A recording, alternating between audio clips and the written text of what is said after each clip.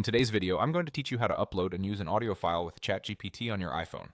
First, open the ChatGPT app on your iPhone. If you're already in a conversation, that's great. You can continue right there. Otherwise, start a new chat so your audio and results are kept neat and easy to find later.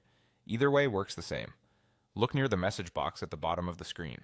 You'll see a plus or attachment icon. Give that a tap. This is where you add files from your device. When the menu opens, choose Files or Upload. That option lets you browse audio stored in the Files app, iCloud Drive, or other locations you've connected to your iPhone. Now select the audio file you want to use. If you saved it recently, it may appear under Recents in the Files app. If it's in iCloud, navigate to the correct folder.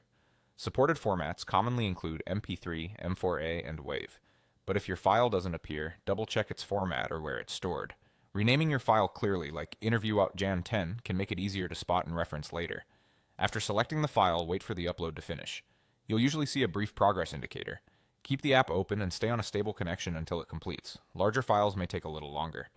If you're on cellular data, Wi-Fi can help speed things up.